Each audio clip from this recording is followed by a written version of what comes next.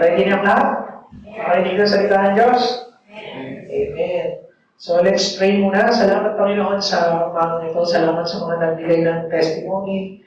At salamat Panginoon sa buhay ng bawat isa, Lord, na dinako mo rito. At kami muli, Panginoon, ay binigyan mo ng lugar upang magkaroon ng tagpuan, Panginoon, ng iyong salita at sa aming mga espiritu, Panginoon.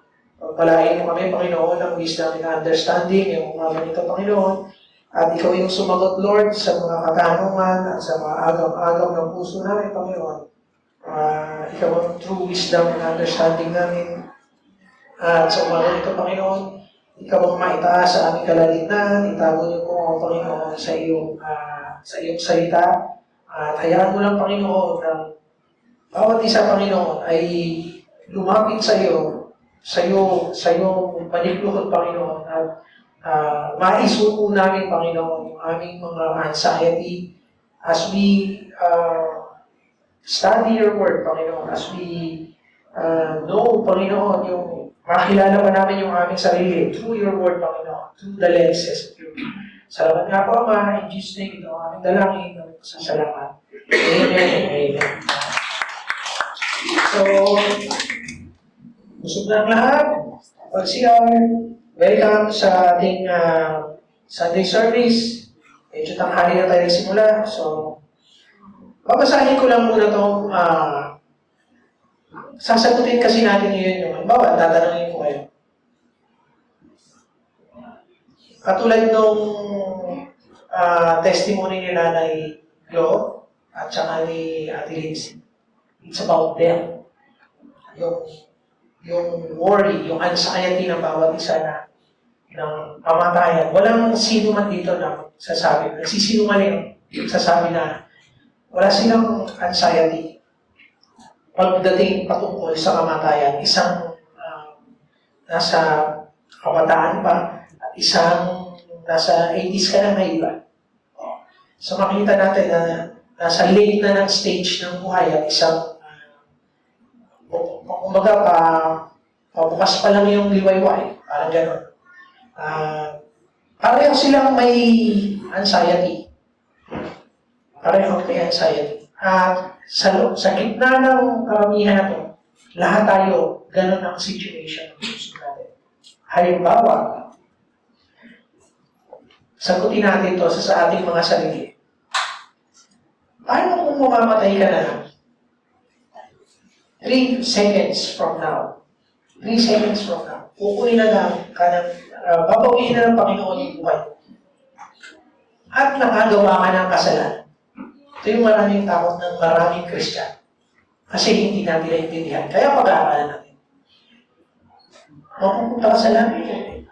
Kagagawa mo lang ng kasalanan. Tapos namatay ka. Paano ngayon? Yun yung tanong ng marami na marami din ang walang kasagutan. 3 seconds na lang, mamamatay ka na. Wala ka ng time para mag-confess. Ano kaya? Wala nang 3 seconds. Pag salbok ng bus sa'yo, ang gagawa mo na ng kasalanan, patay ka. Pupunta ka sa langit, hindi ka gagawa mo lang ng kasalanan. Pero ang unconfessed sin. Diba? Yan ang maraming tao ng Christian. Nasa kasalanan ka habang kinuha ka ng Panginoon. Or, natuto ka sa buhay na makasalanan. Nagkakasala ka. Tapos, bumalik ng Panginoon. Halip man dun sa dalawang bagay na yun ang nangyari. A second from now. Kinakabahan ka o hindi? Alam mo ang sagot o hindi? Sige nga, subukan natin.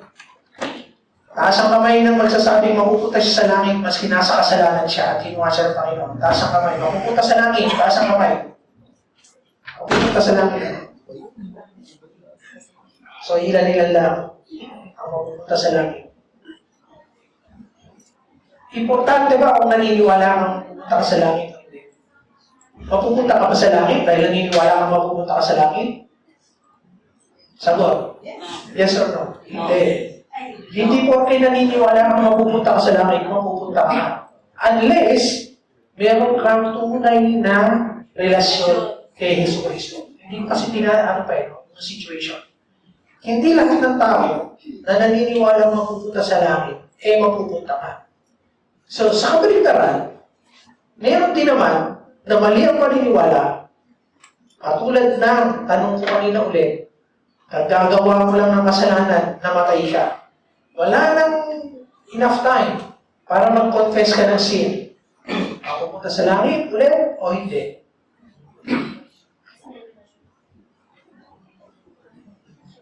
Ulitin natin yung tanong, baka hindi lang tayo sure eh. Nagagawa mo lang ng kasalanan, namatay ka, mapupunta sa langit o hindi? Sige, alam ko na, hindi tayo sure. Pero, tatanungin ko na lang, sino ang may takot na hindi siya mapupunta sa langit dahil kagagawa lang niya ng kasalanan, tapos namatay siya? Sino ang may takot sa puso? Taas ang kamay. Wala. O sinungaling. Kayo isip. Natatawag ba kayo na mali ang sagot? Ulit. Kagagawa mo lang ng kasalanan. Namatay ka. Ikaw ba ay may takot na hindi ka mapupunta sa langit? O wala kang takot? Taas ang kamay ng may takot na hindi siya mapupunta sa langit dahil kagagawa lang niya ng kasalanan. Taas ang kamay, magsabi ng totoo, hindi ako. So, marami sa atin ang may takot. Marami din sa atin ang nahihiyan sa ito. Diba? Ako lang ang nag-discuss, sa isip lang ng mga panatahiliin natin yung ating mga saloobin sa ating saloobin. Kaya nga saloobin eh. Huwag nating i-discuss sa katabi natin kasi maririnig. Matatalo nyo. Okay. Let's read the parable of the lost son. Ako na lang magbabasa. So, ang istorya ko, alam na natin, yung bunso, tsaka panganay, sabi ng bunso, tay, gusto ko nang kunin yung mana ko, and kunin ko na, gagamitin ko na eh. Sa kultura ng Israel during that time, ang panganay, dalawa na kayong magkapatid, 2/3 ang mapupunta sa panganay, 1/3 lang sa puso. Pero nakikita natin dito na mahusay yung bunso. Mas marunong pa siya sa tatay niya. Sabi niya, yung kalahati. So, ginawa ng tatay, kalahati. Binigay sa kanya. Pagkatapos nun, naubos lahat sa kabulustugan yung inana niya. Naubos. And then, namasukan siya sa pag-alaga ng baboy. Ang baboy, hindi kinakain sa Israel. Tinuturing na marumi. Hawakan, hindi kukunin na gagawin ng mga Israelita. Pero itong Israelita na to, siya mismo ang nagpapakain, siya ang nag-aalaga. So, ibig sabihin, sobrang baba na ng inasadlakan ng tao. Pagkatapos niyang ubusin sa bisyo yung kanyang inana. So, ang sabi dito sa 17, when he came to his senses, he said, how many of my father's hired servants have food to spare? And here I am starving to death. I will set out and go back to my father. Papalit na lang ako sa tatay ko. Ang balak niya, yung sasabihin niya. So, ito yung laman ng puso niya. Father, I have sinned against heaven and against you. I am no longer worthy. Yun. Sabi niya, I am no longer worthy to be called your son. Maski huwag mo na akong tawagin anak. Make me, gawin mo ako katulad ng mga hired servants mo. So he got up and went to his father. So nag-resign na siya doon. Balik siya sa tatay niya. Sabi dito, but while he was still a long way off, ibig sabihin malayo pa, nakita na siya ng tatay niya. Anong ibig sabihin ito? Every day, inaabangan siya ng tatay niya muli. Every day, inaabangan siya. So what did the father do? He ran to his son threw his arms around him and kissed him. Kissed him. Mahal na mahal ng tatay yung anak. Kasi imagine mo kung nagpapakain ng baboy yun at gusto nyo kainin yung kaning baboy, gaano kaumi yung tao yun? Kapag ka naglayas ka at taong grasa ka na, yung mga ka-eskwela mo siguro nung araw, hindi ka na makikilala. Pero itong tatay na to, maski ano pa ang itsura ng anak, maski ano pa ang amoy ng anak, niyakap at kilala niya pa rin. Tandaan natin yung mga sinasabi ko kilala niya pa rin. The son said to his father, Father, I have sinned against heaven and against you. I am no longer worthy to be called your son. So tinuluyan niya, yung balak niyang sabihin sa tatay niya. Tinuluyan niya. But the father said to his servants, Quick, bring the best robe and put it on him, put on a ring on his finger and sandals on his feet. So inayos siya ulit. Nirestore siya ng tatay sa kanyang dating katayuan. Bring the fattened calf and kill it. Let's have a feast and celebrate. So they celebrated. Doon sa pagbabalik nitong anak na to. Meanwhile, yung panganay, bumalik sa field, and when he came to the house, he heard the music and dancing, so he called one of his servants and asked him what was going on. Ang sabi, your brother has come. He replied, and your father has killed the fattened calf because he has him back safe and sound. The older brother became angry. Nagalit yung panganay na kapatid. So his father went out, ayaw niyang pumasok. Nagalit siya. Pumasok. Galit ako. Yan ang ginawa niya. Sabi ng tatay, naku, pumasok na. So his father went out and pleaded with him. Pumasok ka na, huwag ka na magalit. But he answered his father, Look, all these years, I have been slaving for you and never disobeyed your orders. Yet you never gave me even a goat, so I could celebrate with my friends. But when this son of yours, who has squandered your property with prostitutes, come home, you kill the fatted calf for him. Pinaghanda mo pa.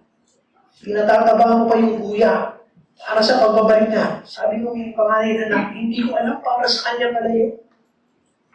Ang dami niya pang makutoy. Ang sabi ng tatay, My son, father said, you are always with me, and everything I have is yours. Ang lahat ng sa akin ay sa'yo. But we have to celebrate. Kinakailangan natin magbunyi at magsaya and beyond because this brother of yours was dead and is alive again. He was lost and is found. Sino ka sa tagpo ito? Gano'n na kayo katagal nag-serve sa LBCF? Pero dito matagal na, maaaring galing pa sa ibang church. And meron tayong expectation sa Panginoon. Marami sa atin dito, yung panganay na anak. Sapagkat yung prodigal son na bunso, meron ba dito nun? Wala dito. Kasi maraming may mga bumalik, no? Pero maraming lumaya sa church. Hindi pa sila bumabalik. Pero dapat nating abangan, katulad namin. Yung mga parables ng Panginoon, what God is doing, what Jesus is doing, when He tells us a parable, i-picture out, magkaroon ng picture message sa mga tao. Kung sino tayo, doon, at ano yung damdamin na, kumbaga pinakikilala niya yung father niya, yung kanyang tatay. So, unang-una gusto kong markahan natin, yung nagkasala na bunso, lumayo. Nawala ba yung pagiging anak niya? Tandaan natin ha.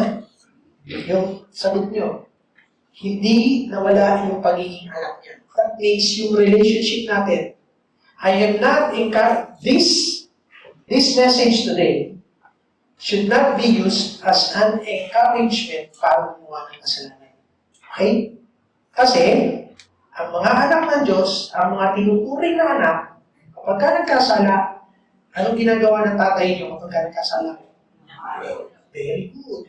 Nakuha, yan ang gusto mo. Sumasagot. Kanina. Sasagot. Nakakahiya. Diba? So, dahil may relationship tayo sa Panginoon, tandaan natin, pagka every time na gumagawa tayo ng kasalanan, kala natin nakakalusot tayo. Pero merong pagpapalo yun. Merong discipline na gagawin ng Panginoon. Pero, nawala ba yung pag-daughter mo? Ayon dito sa parable. Nawala ba yung pagiging anak mo? Hindi. Yun ang grace ng Panginoon. Isa sa mga hindi natin kayang tanggapin ay yung grasya ng Panginoon. At tayong lahat, kaya natin hindi kayang patawarin yung kapatid natin na nagkasala is because yung puso ng isang tao ay katulad din yung panganay. Pag nagkasala siya, galit ka na sa tatay mo. Bakit mo tinatawad? Diba? Bakit mo? Hindi siya dapat patawarin. Hindi siya dapat ipagkatay ng buya. Kaya siya galit. Kasi tayo, mga naglilingkod sa Panginoon, we expect something from God. Pero yung expectation natin, mali. Hindi natin alam, lahat na pala ng pagkakari ng Panginoon, lahat ng opportunities nasa atin, pero hindi natin tinitin. Atin yun, yung grasya ng Panginoon. Yung provisions ng Panginoon. Pero hindi natin kinukuha, katulad ng panganay.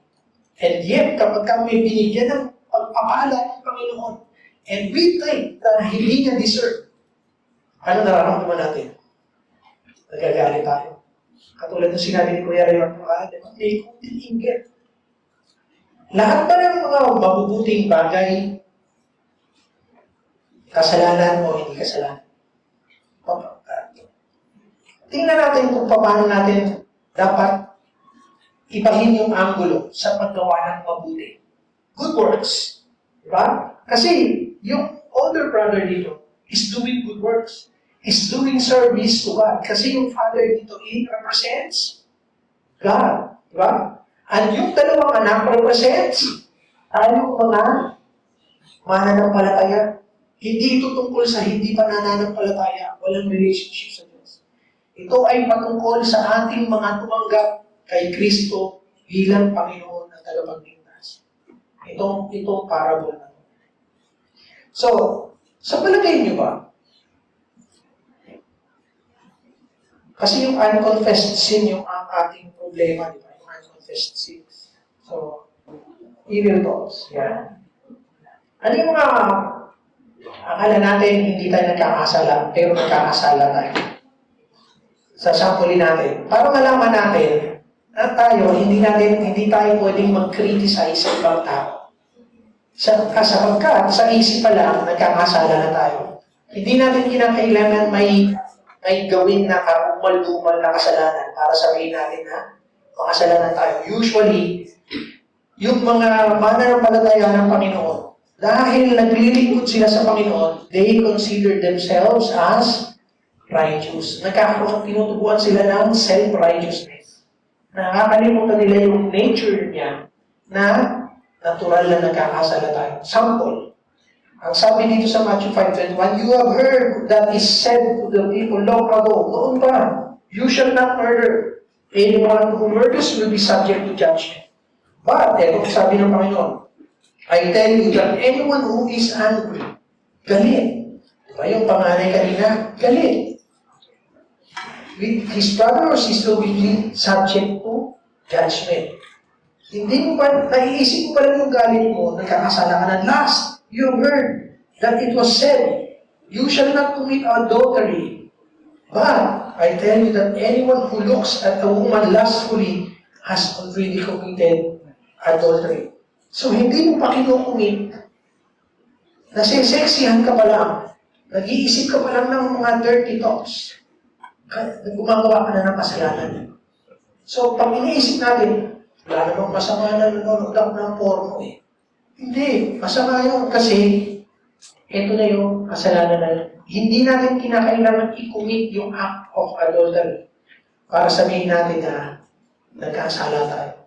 Sapagkat sabi ng Panginoong Hesus, sa isip pa lang, habang nagkakaroon ka ng dirty thoughts, ay kasalanan na. That's our common problem. Another thing, halimbawa,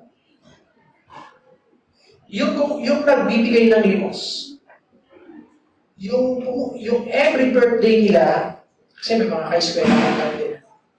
Pero, Christian naman yung isa na yun. Pero, maraming makikita natin sa television na ina-advertise nila, join our, yung humanitarian works nila. Pupunta sila sa mundo, bibigyan nila yung mga indigenous people ng mga gamit. Okay? Bibigyan nila ng yung school bags and everything dahil sa dati naming office, ganun yung ginagawa. Sometimes may mga tao na during birthdays nila, instead na celebrating their birthdays, pupunta sila sa hospicio, sa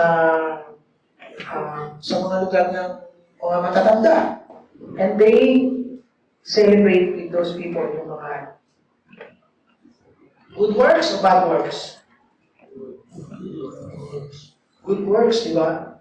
Uli. Good works ba yung mga yan o masama? Good, di ba? Ano? Gumagawa ba sila ng kasalanan o hindi? Kasalanan yung ginagawa nila? Hindi? Okay. Taas ang kamay na naniniwala na gumagawa sila ng kasalanan habang ginagawa nila yun. Taas ang kamay, naniniwala ang kasalanan. O, taas ang kamay na sinasabi yung mga mabubuting ginawa na yon ay hindi kasalanan. Hindi kasalanan. So, mabuti, hindi kasalanan. Taas ang kamay ng nahihiyang sumagot. Ang sabi sa Bible, ang sabi sa Bible, hindi himay-himay ko kung bakit ganito tayo mag-isip. Tsaka ganito yung pakiramdam natin as Christians. Hindi himay-himay ko yung rason. Kasi pinalaki tayong ganito. Magmula ng history natin, pagiging Kastila, galing sa Kastila, yung relihiyon na pinasa nila sa atin, hanggang sa nakilala natin ang Panginoong Hesus. At subuko tayo sa taong nagbayad ng kasalanan natin, hindi sa relihiyon na inintroduce sa atin. Okay? So, ang sabi sa Bible, anything that you do not according to faith is sin. Not everything you do should be according to faith. Anything that is beyond that is sin, kasalanan. So, ibig sabihin, if it is for your own glory, na nagbibigay ako ng limos, na gumagawa ako ng kabutihan, not for the glory of God, not according to your faith, para sa Kanya, ay sagot. Kasalanan, di ba? So, hindi tayo aware doon. Sabi sa Bible, everything you do, even while you eat, do it for the glory of hindi para sa'yo. So, even, kaya ng pagkain na lang, paano gumagawa ka ng mabuti, pero hindi for the glory of God, is considered a sin. Gets na natin? So, paano ngayon yun? Nakapag-isip ako ng masama, bigla ako napuntol ng tricycle. Kung paano yung ulo ko sa simento, wala nang time para mag-confess ako ng aking sin. Mapupunta ka sa impyerno o mapupunta ka sa langit? Taas ang kamay na mapupunta sa impyerno. So, naniniwala tayo, di ba? Magsabi tayo ng totoo. Natatakot tayo. Na dahil meron tayong unconfessed sin, ay mapupunta tayo sa impyerno. Yes or no? Yes, di ba? Tatakot tayo. Biblical ba yun? Hindi. Meron kang tanong dati, napanood ko. Ang mga baby ba, yung pagkapanganak pa lang, yung anak ni David, kay Bathsheba, di ba namatay agad? O pupunta sa langit? O hindi? Hindi na nakilala sa Panginoon yun. Kung sasabihin natin, ang tanging makakapunta lang sa langit ay ang mga nakakilala sa Panginoon. Paano yung mga baby na namatay? Hindi nila nakilala ang Panginoon. O pupunta sa langit o hindi? Wala. Bakit? Because we are always things to go to heaven. Tama. Marunong.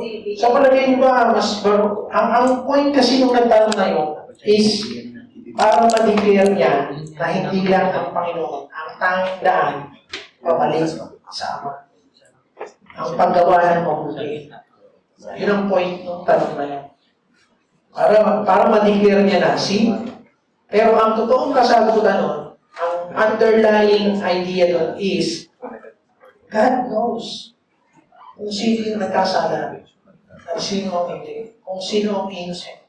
Sa tingin niya, mas marunong pa tayo sa Diyos para i-declare na mapupunta sa langit. So, ano yung katayuan natin ngayon? Ano yung katayuan natin?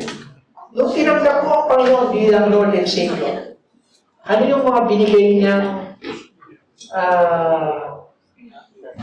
standing natin? Pag-aralan na natin. I am giving you the right to become children of God. Diba? Yun yung ano natin. Tingnan natin ito. Salvation. Okay. Tingnan natin yung ating katayuan bilang mananampalataya. Okay? Ang sabi dito, for by grace you have been saved through faith. Sa pamamagitan ng pananampalataya. That not of yourselves, it is a gift of God.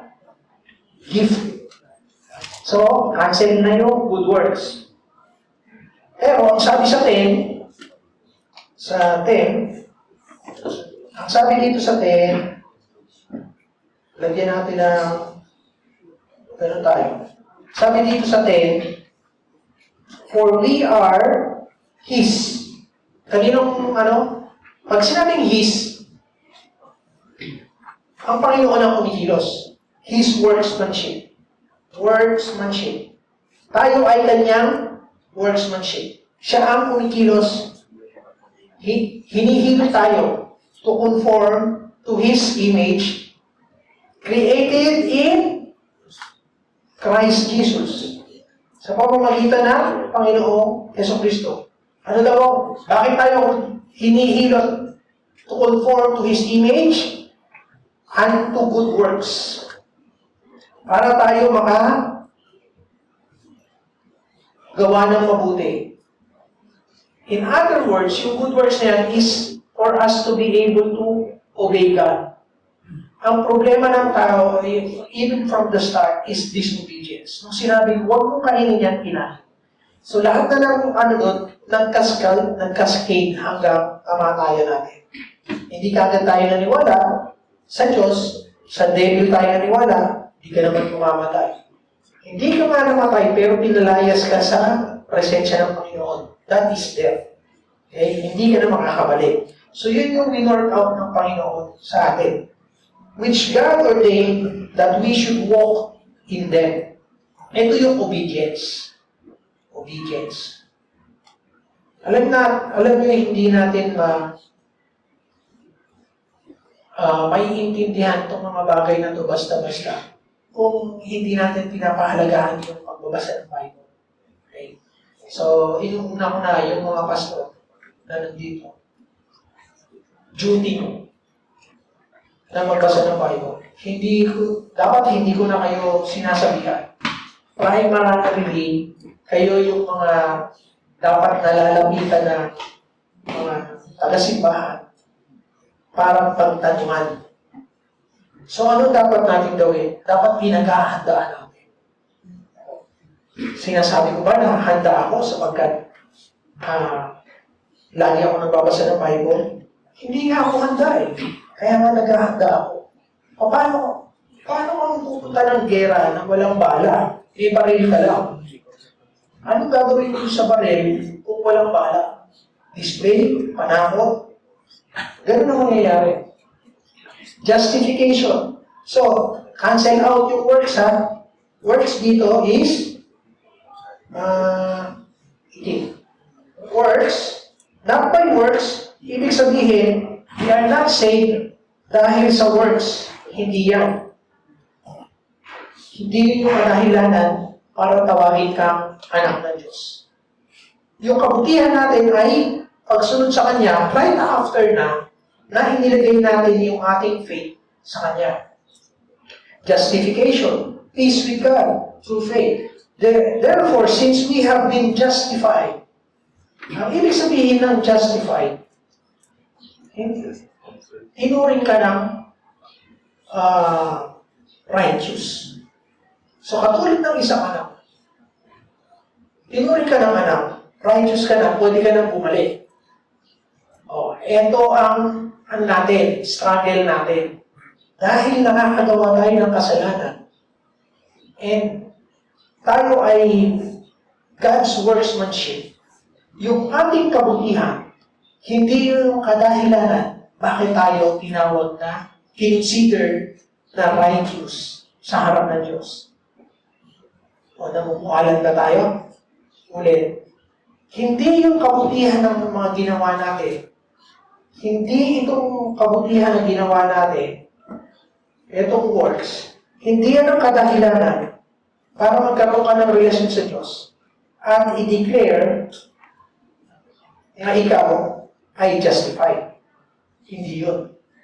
Ang reason doon is yung faith mo, faith, kanino?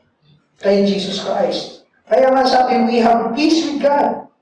Mayroon ka ng kapayapaan sa Diyos, hindi dahil sa good works mo, hindi yun, not that, but yung justification mo is through faith kay Jesus Christ. Kaya, nagsisingpin na ba? Kasi yun yung struggle natin. Kinakailangan meron participation tayo para sa qualification natin. Bakit?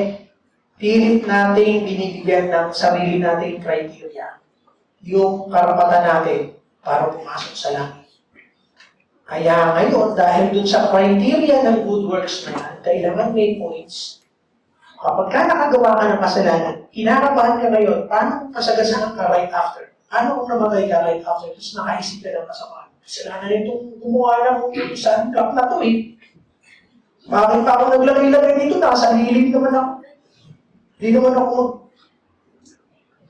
Hindi naman ako magbababad sa tubig.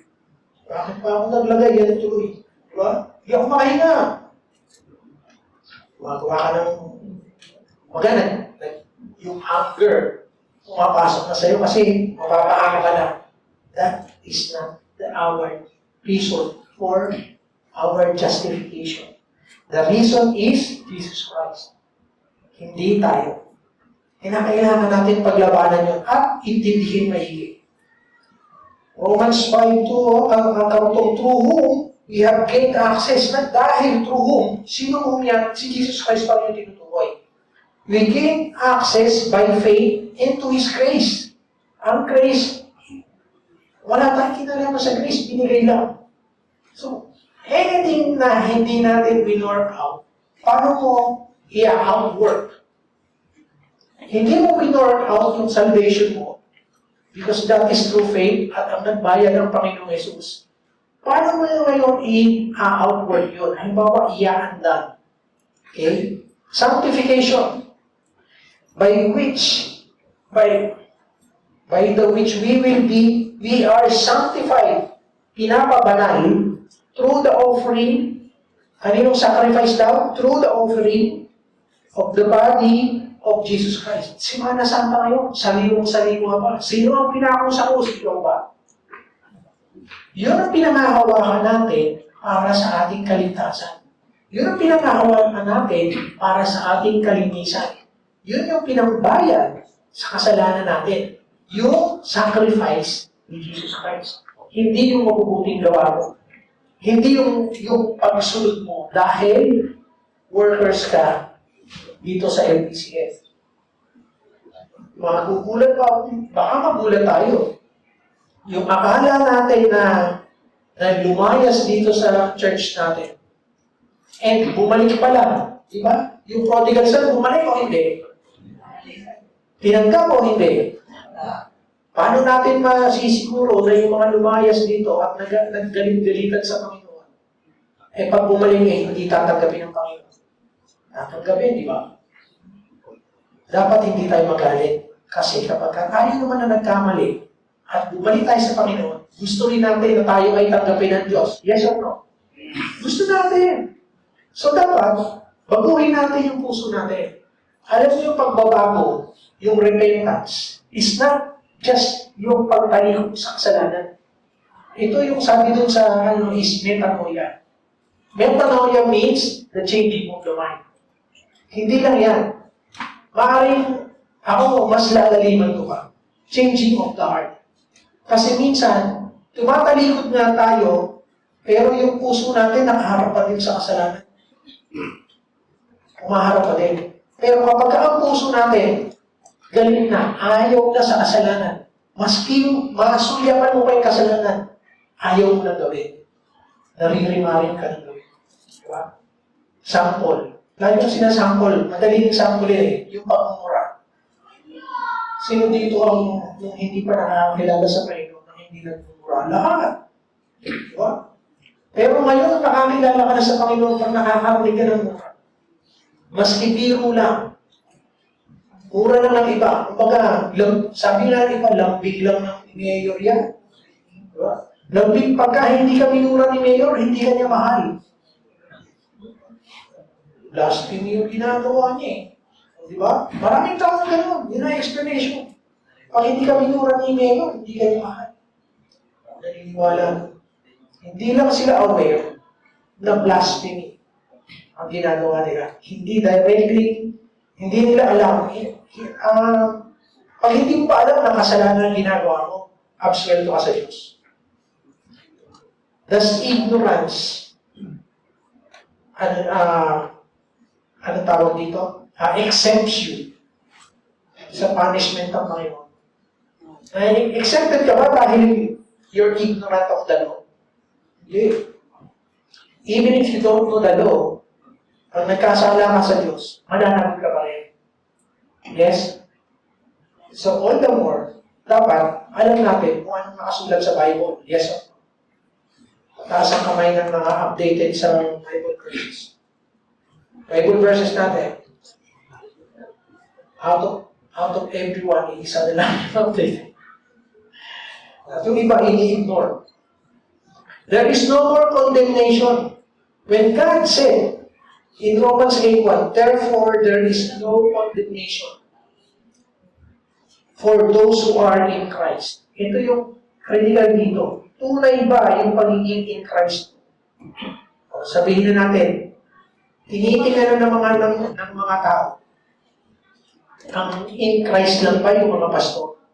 Magugulat tayo. May mga pastor hindi makakapasok sa langit. Naniniwala kayo may mga pastor hindi makakapasok sa langit. Katulad din ng mga masusurprise tayo na hindi mo alam Kristiyano pala. Nakakalungkot lang kasi sinisikret nila. Pero, yung mga nagtatrabaho lang para sa pera, para sa fame, para sa power, not for the glory of God, going back doon sa sinabi sa Bible na everything you do it for the glory of God, or else, ito ay kasalanan. Isa pa, ang mga pastor na gano'n ang ginagawa, na naghahanap buhay lang. Diba? Malaki yung expectation ng Panginoon sa mga lingkod ng Panginoon. Lalo na yung mga elders and mga pastors. Mas mataas yung expectations ng Panginoon. Hindi na naman excuse yun. Ayoko na maging elder. Paano pag tinatawag ka ng Panginoon? Magiging pastor ka pala balang araw. Iiwasan mo dahil mataas yung expectation sa'yo. Siyempre, dapat hindi. Dapat may obedience ka na. Dapat unti-unti nang nahihilot ng Panginoon yung puso natin. Nagko-conform. kung ano yung image ng kung sino yung Panginoon natin. If you want to be a disciple, babalik na naman tayo sa past natin, you should deny yourself and carry your cross and follow me. Hindi madali ang pagiging Christian. So there is no condemnation. Nakilala natin yung ating mga sarili. Let's now look at, gusto kong i-introduce pa rin. Bukod dun sa mga parables na binigay sa atin ng Panginoon, basahin natin sa Psalms 103, verse 8 hanggang 14. The Lord is compassionate, gracious, slow to anger, abounding in love. Many times, ilang beses natin nababasa yan. Pero I pray na mag-sink in sa atin ngayon. That God is compassionate, maawain, gracious, nagbibigay ng grasya na mabagal, magaling, punong-puno ng pag-ibig. Kaya nga na, pinadala niya yung anak niya. Dahil sa pag-ibig na yun. He will not always accuse. So, sino ang accuser? Halimbawa, nagkasala tayo. Sino mag-accuse sa atin? Si Satan, hindi ang Diyos. He will not always accuse. Nor will he harbor his anger forever. Hindi pag nagalit ang Panginoon sa iyo ngayon, forever na siyang galit. He does not treat us as our sins deserve. Hindi kanyang pinapausahan ayon sa kasalanan. Dahil kung tayong lahat parurusahan ng Diyos ayon sa nagawa nating kasalanan, walang makakapasok sa langit. Maski i-sacrifice mo pa yung sarili mo, hindi ka makakapasok sa langit. Maski ipako ka pa sa krus, hindi ka makakapasok sa langit. Maski yung lahat ng kayamanan mo, ibenta mo, katulad ng rich young person, young guy na sinabi niya, how can I go, enter the kingdom of God. Ang sabi ng Panginoon, sell everything you have and then come follow me. He was, what? Very, very sad. He left very, very sad because he was very, very rich. So, maski ibayad mo pa yung lahat ng ari-arian mo para ibigay sa mahihirap, para tumulong sa mahihirap, it's not going to send you to heaven. Because it is done for your own glory. So, tayo mga naglilingkod ba sa Panginoon, nasasayang ba yung paglilingkod natin sa Panginoon? Kung wala rin naman palang bilang, nasasayang ba? If God is pleased with you, papaluin ka ba niya? Hindi. Siyempre, hindi pagpapalo ang ibibigay sa'yo. Pagpapala. So, mayroon pa tayong papapala. Isang. May mapapala pa tayo sa pagsiserve sa Panginoon? Of course. That is obedience. We are telling ourselves, actually, na tayo belong to God. We declare to the world who is our Lord and Savior. Kapag ka-selfish yung motives natin, hindi natin Lord si Jesus Christ, Lord natin yung sarili natin. Lord natin yung sarili natin. For as high as the heavens, ito, yung iba kinakabisado pa ito eh. Yung for as high as the heavens are above the earth, so great is His love for those who fear Him. May mga gumawa pa ng kanta na ito. Ginawang lyrics. As far as the east is from the west, so far He has removed our transgressions. Pansinin po natin itong phrase na yan. As far as the east is from the west. Ganon yung pagkaka-remove ng ating mga kasalanan. Binura niya.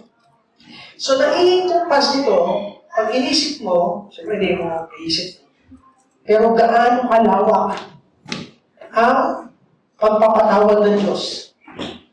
Hindi siya na kumbaga nako-confine sa past. Hindi lang yung present na kasalanan. He also knows yung future mo. Tingnan natin, gusto ko makita natin kung gaano malayo. Masusukat ba yung east from the west? Masusukat ba yan? Tapusin natin, tapos balikan natin. As a father has compassion on his children, so, inulit na naman, para ma-encourage tayo at huwag natin makalimutan kung ano yung status natin sa Diyos, sa harap ng Diyos. We are children. We are not outsiders. We are co-heirs of Jesus Christ. The Lord has compassion on those who fear Him. Anong ibig sabihin ng fear? Yung may reverence sa Diyos, yung may takot, may banal na pagkatakot. Hindi yung natatakot ka, nilalayuan siya. Yung fear na tinutukoy dito is yung fear na may halong paggalang, katulad ng fear natin sa tatay natin na pag gumawa tayo ng kasalanan, alam natin may habog ka. Wala, araw.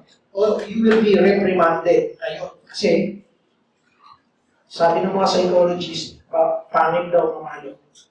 Mas matalino pa sila sa salita ng Diyos. For He knows how we are formed. He, God. God knows how we are formed. And He remembers that we are dust. Pagka narinig natin that God knows and He remembers that we are dust, ito yung metaphor ng pagiging mahina at makasalanan. Alam ng Diyos ang ating kahinaan.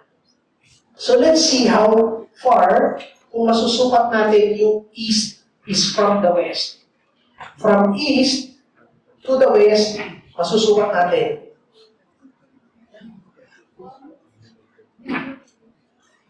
Ito yung north. Hindi pa north. Sorry. North.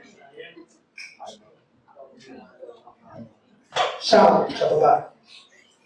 Did you know? Kapag ka ikaw ay nag-travel from south, sa baba, umikot ka, papuntang north. Pagdating sa point dito, pag pabalik ka na dito, pabalik ka na ng south. Na-realize ba natin yun? Ito yung point ng yung pag-ikot ng mundo. Dito may ito. So top and bottom. Mayroong point dito sa ating mundo na nilagyan nila ng tandayan. Yun yung 0, 0. 0, 0. Latitude and longitude. 0, 0. Pagdating mo, dito may 0, 0 din yan. So pag nag-travel ka, paikot na gano'n, pagdating mo dito, yan yung stop na yung pag-travel mo na pumupunta ka ng north. So, nadidetermine ng anybody who could travel this latitude.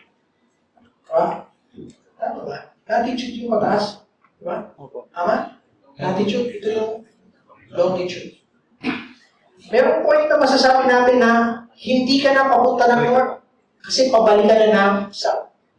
Tingnan natin yung pag-travel ng east to west. If you are from east, going to west,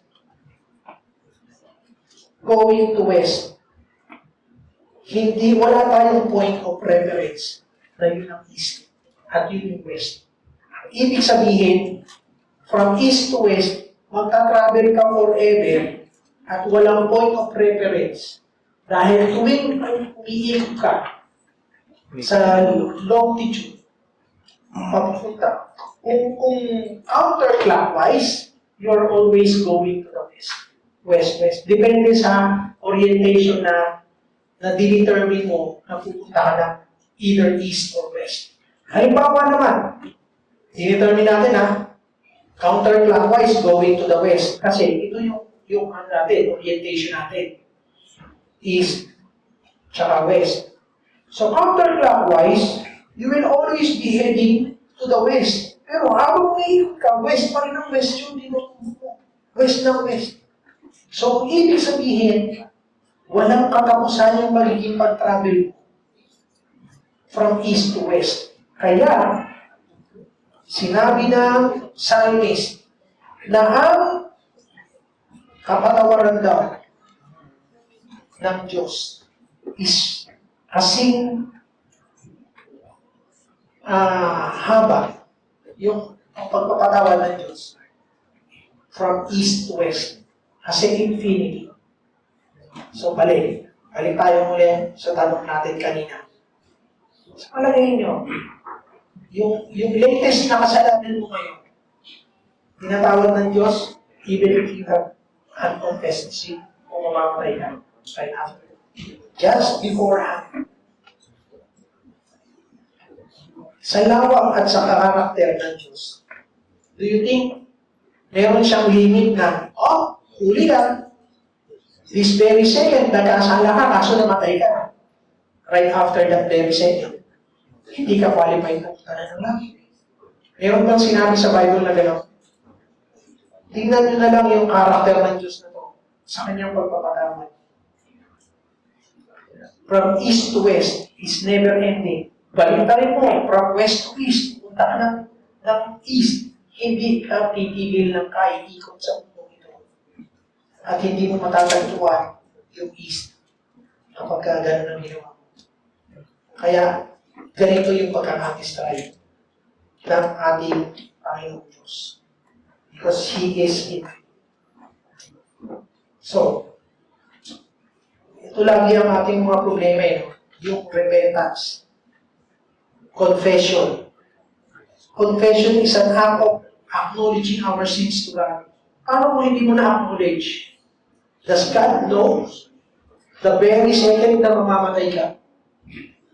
Paano kung namamatay ka na, nasa isip mo pa yung mamanahin mo? Hindi yung Panginoong Diyos. Nagkakasala ka o hindi? Nagkakasala ka. Kasing halaga lang ng kasalanan na yun, yung paggawa ng mabuti, na nagdodonate ka ng limpak-limpak na salapi sa mga nangangailangan na hindi para sa ikaluwalhati ng Diyos. Nakita natin yung ating kakulangan.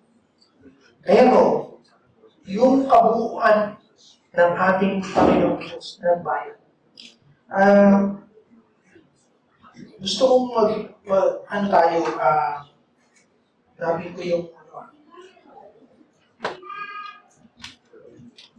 is God and perceive evil thoughts. I-wrap up natin yung pinag-uusapan natin. If our salvation is through faith, kung ang ating kaligtasan ay base sa pananampalataya lamang, and not by our good works. So, ang good works ay cancelled out na for our salvation. Ito lang ang may count. Okay? If we have been justified, itong salvation, kaligtasan. Justification, kapag walang sala. Malinaw? Wala akong kausap na naman. Justification, hindi ka naman nanagot sa batas. Okay? True faith na naman in Jesus Christ. True faith sa good works o hindi? Hindi. Hindi dito, di ba? Hindi dyan. Yung justification, mali. Urahin natin. Itong justification natin is kay Jesus Christ. Justification is not through our good works. Our good works, ulitin ko na naman, ay pruweba ng ating relasyon sa Diyos. Evidence ng ating pananampalataya sa Diyos, yung obedience. Pruweba. Na pinakikilala lang na you are truly born again dahil nakakagawa ka ng pagsunod sa Diyos. Okay. Meaning, from what He did, sino to? He, Jesus Christ. Not what we. Hindi yan. Next, if we have been sanctified, tignan nyo yung words na ginamit sa Bible is past tense. Diba? Sanctified. Ibig sabihin, sa future mo, magkakasala ka, pero ang tingin sa'yo ng Diyos, you are holy, you are righteous.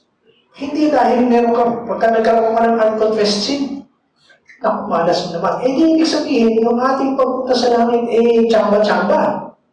Paano kung, di ba? Tsamba-tsamba lang. Paano kung kinakailangan ngayon magkaroon, gagawin yung parang pare, kinakailangan yung mag-confess every Sunday sa akin. Nakita niyo yung mag-fail yung confession? Nakita niyo kung paano mag-fail yung confession sa pare? Paano kung nasa ibang lupalop ka, hindi ka makakapag-confess? Bawa nasa Italy ka, hindi naman Tagalog salita doon. Padre, mag-confess ako. Bawa nasa Spain ka, no habla Espanyol. No habla Espanyol. Kung mga naman, hindi ka makakapag-confess dahil hindi ka nagkakaintindihan pa rin. Pero ang Panginoong Jesus, kinakailangan din pa natin mag-confess sa Kanya, hindi sa tao. Diba? Hindi sa tao tayo mag-confess. Nakita niyo kung paano nagkamali yung doktrina na yun. Hindi tayo sa tao nag-confess. Sa Diyos. And, if we are sanctified through Jesus Christ's sacrifice, not sa sakripisyo natin, not because you are standing here at nagpapakanta ka every Sunday, not because I am preaching every Sunday. Hindi yung reason why am I sanctified. Not those, but the sacrifice of Jesus Christ. Uulitin ko, nagpipreach ako sapagkat tinawag ko ng Panginoon at sumusunod ako sa pagkakatawag niya. That is obedience. That is a proof that I have a relationship with Him. That is being born again. Yung relationship, not a religion, hindi religion ang born again. It's a relationship. It's a relationship.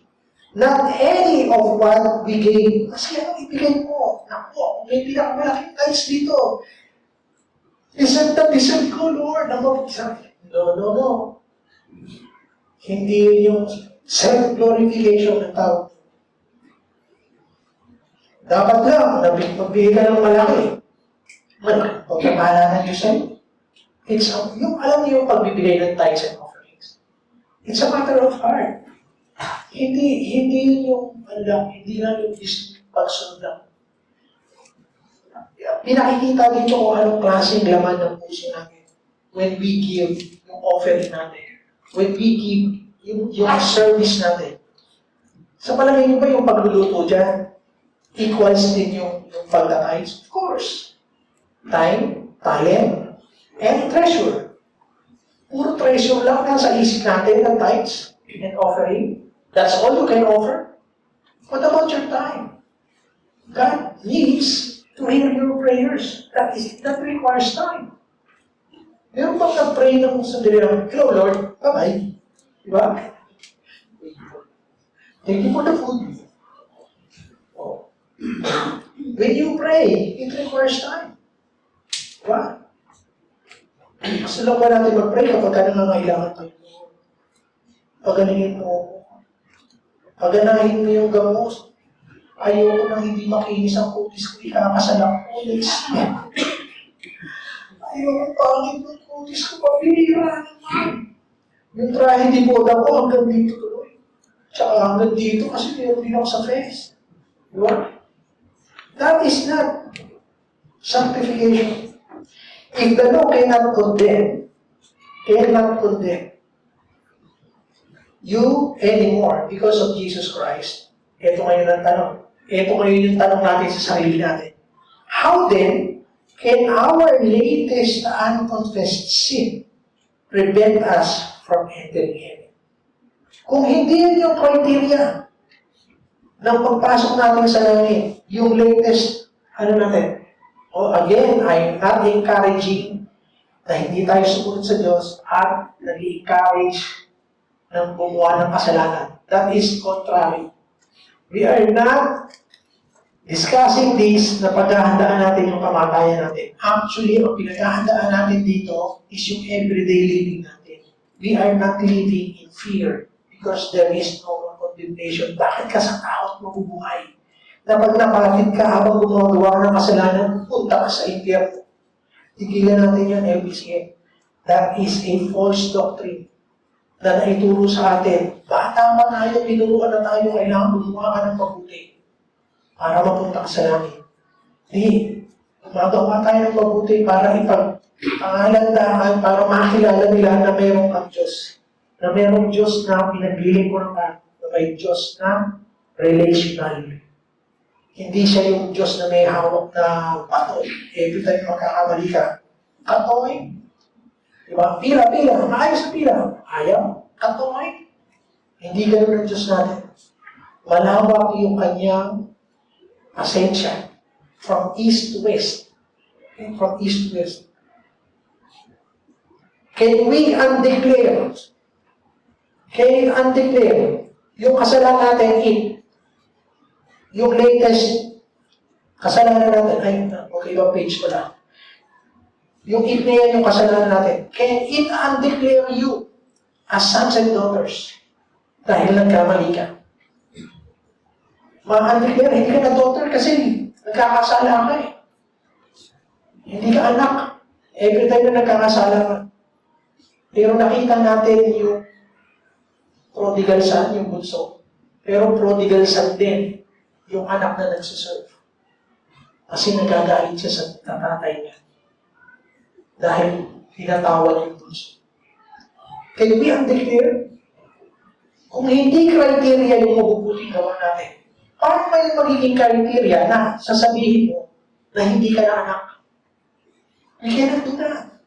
Only God can undeclare you. You can change your heart. Ayoko na sa'yo, Diyos ko. Meron ganun. Meron ako napanood. Pero ang ganda ng kinalabasan ng interview. There is a pastor. Kalimutan ko uli yung name niya. He changed his heart. That he atheist siya for a very, very long time. And then meron isang nag-interview sa kanya. Doon mismo sa interview, tinat siya ng Panginoon. At ang binigyan niya, alam mo, imbis na sabihin niya na hindi na siya naniniwala sa Diyos. Ang sabi niya, I miss Jesus Christ. Tapos nag-iiyak siya. Bigla niya na-realize kung gaano haba yung in-spend niya ng time fleeing away from Jesus Christ. And then one crucial question, ano yung pinagsisisihan mo about Jesus Christ? Who is Jesus Christ? Nanumbalik yung mga labasan niya sa Bible. And instead of being an atheist, na hindi na naniniwala sa Diyos, God was welcoming him back. Balik ka na anak. Tinawag siyang anak. Kinakausap siya ng Panginoon. And he was tearing down. Iiyak siya because he missed Jesus Christ. So, hindi ma-undeclare yung status natin. Marirevoke ba? Who can revoke? The one who declared. Did you declare that you are righteous? Has anyone declared na ikaw ay righteous? Halimbawa ako. Did I declare I'm righteous? No, the Word of God, according to my faith, declared me righteous. Hindi ako. Sino yung Word? Jesus Christ. Sila. Ang Diyos lang ang kayang mag-revoke. Pero nakita natin sa Psalms at saka doon sa Luke, doon sa story ng prodigal son, hindi niya na-revoke. Karumal-dumal yung ginawa, nilustay ng bunso yung mana niya. Ano yung mga minamana natin? Yung triple T natin. Time, talent, and treasure. Aksayahin mo. Pero paano kung ay hinagdan mo hindi?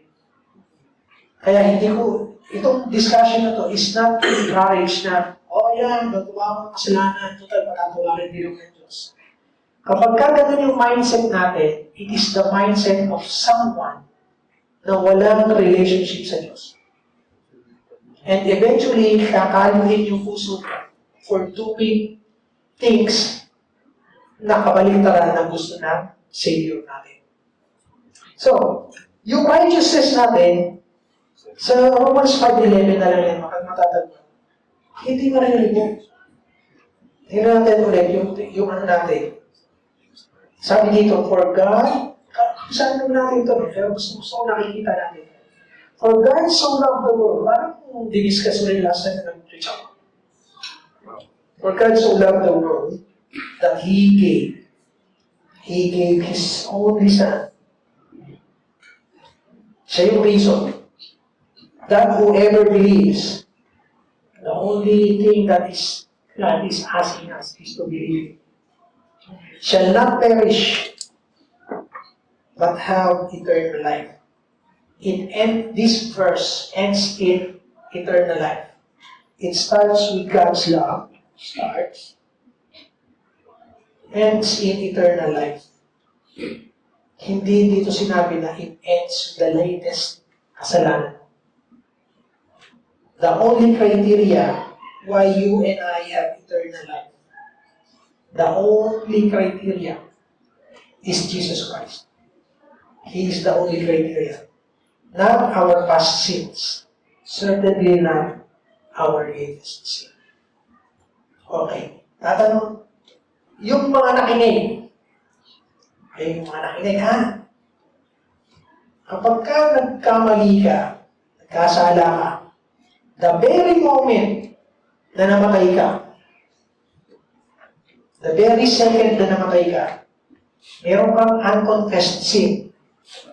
You have a relationship with Jesus Christ as Lord and Savior. Ang tanong ulit, mapupunta ka sa langit o hindi? Pero hindi namin sumagot eh. Parang hindi pa rin kayo sold out. Mapupunta sa langit o hindi? Mapupunta tayo sa langit. But don't use this as an excuse sa paggawa ng kasalanan. Because the more na tayo ay nabubuhay sa kasalanan, and we are not even bothered na gumagawa tayo ng kasalanan, just proves na wala kang relationship sa Panginoon Jesus. Wala kang pang personal encounter with Jesus Christ. Those who have personal encounter with Jesus Christ ay na namumuhay sa kasalanan, ay namumuhay sa pinakamalungkot na buhay. Na-imagine nyo ba kung, di ba lahat tayo naging anak? Imposible tayo, maski magulang ka, maski lula ka, at one point in time, ikaw yung anak. Yes or no? Sundan niyo yung illustration na ito, ha?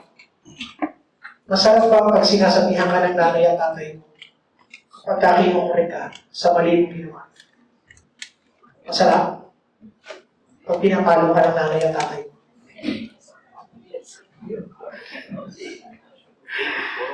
Pag pinapalo tayo ng nanay at tatay natin, maski pagalitan ka lang, masarap sa pakiramdam, masarap? Hindi, di ba? O bakit ngayon, binigay mo na, sinuko mo na yung buhay mo sa Panginoon Jesus? And then He is telling you to do this and do that. Masarap sa pakiramdam? Eventually, dapat masarap na sa pakiramdam.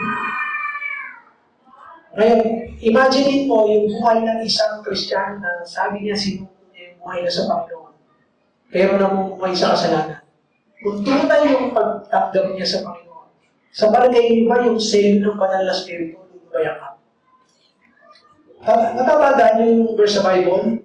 You were sealed by the Holy Spirit when you have put your faith in Him. You were sealed. Sino makakatanggal ng selyo? Ikaw? Hindi ba yung naglagay? Sila yung may authority. Diba?